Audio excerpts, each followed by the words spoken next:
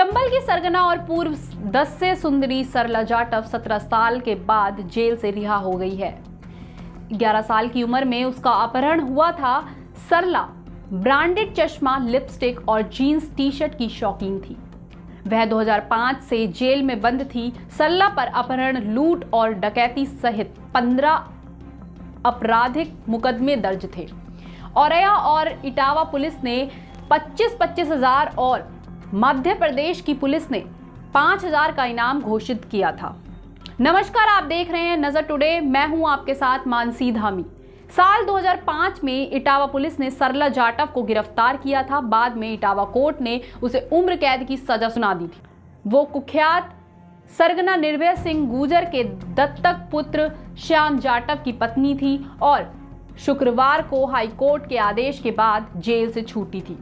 उसका भाई उसको लेने के लिए पहुंचा था। मीडिया को देखकर ही दोनों बहन भाई छिपते दिखाई दे रहे थे और भागकर पास में खड़ी कार में बैठकर रवाना हो गए। निर्भय सिंह ने 11 साल की उम्र में सरला का अपहरण कर लिया था। निर्भय सिंह गुर्जर की पत्नी नीलम गुप्ता ने 5 साल पहले मीडिया को दिए एक इंटरव्यू में बताया था कि दस्यु सुंदरी सरला और औरैया जिले के नियामतरपुर गांव की रहने वाली थी। उसके पिता का नाम महाराम सिंह जाटव था। सरला दस्यु सरगना निर्भय सिंह गुर्जर की पत्नी बसंती की भतीजी थी। निर्भया ने साल 1994 में बसंती से शादी की थी, लेकिन वो मौका पाकर फरार हो गई।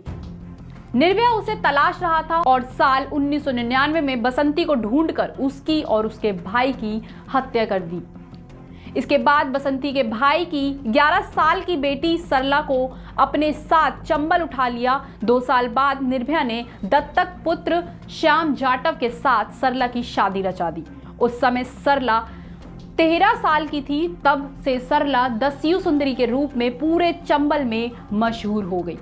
कारतूस को कमर में लटकाकर घूमती थी और नीलम ने बताया था कि शुरुआत में सरला काफी परेशान रहती थी, लेकिन बाद में वहां के नियम कानून को उसने मजबूरी में स्वीकार कर लिया था। शादी के बाद सरला जाटव निर्भया गुर्जर के गिरोह की सक्रिय सदस्य बन गई थी।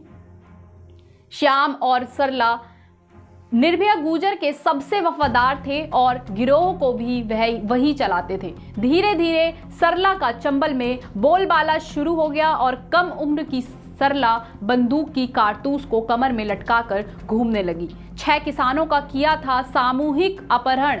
नीलम गुप्ता ने बताया था कि खतरनाक हथियार भी वह अपने पास रखने लग गई थी। मीडिया में अक्सर उसकी फोटो AK-47 जैसे हथियारों के साथ वायरल होती थी। कभी कभी मीडिया भी भीड़ में आ जाती थी और इसी बीच सरला जाटव ने सहसो थाना क्षेत्र में पुलिस टीम पर हमला बोला था। इस दौरान गांव का एक राशन डीलर को गोली मारकर उसकी हत्या कर दी थी। इसके अलावा सरला ने सहसो गांव से ही एक साथ 6 किसानों का सामूहिक अपहरण कर लिया था। देखते ही देखते उसके अपहरण, लूट जैसे करीब 15 मुकदमे दर्ज किए। औरैया और इटावा पुलिस ने 25-25 हजार और MP की भीड़ पुलिस ने भी 5,000 का इनाम घोषित कर दिया।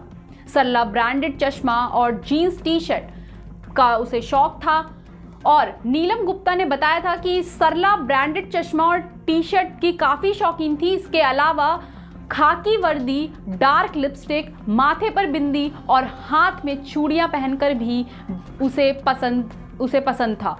2005 में इटावा रेलवे स्टेशन से हुई थी गिरफ्तार। 2005 में मुखबिर की सूचना पर पुलिस को जानकारी मिली थी कि सरला इटावा रेलवे स्टेशन पर है। इसके बाद तात्कालीन SSP दलजीत सिंह चौधरी फोर्स के साथ रेलवे स्टेशन पहुंची और सरला जाटव को गिरफ्तार किया। नीलम गुप्ता ने बताया था कि निर्भया के गिरोह में 60 सदस्य थे। इनमें युद्ध सिंह सिर्फ लाठीवाला, श्याम जाटव, सरला, नीलम, मंगल सिंह और शोभरन सिंह प्रमुख थे।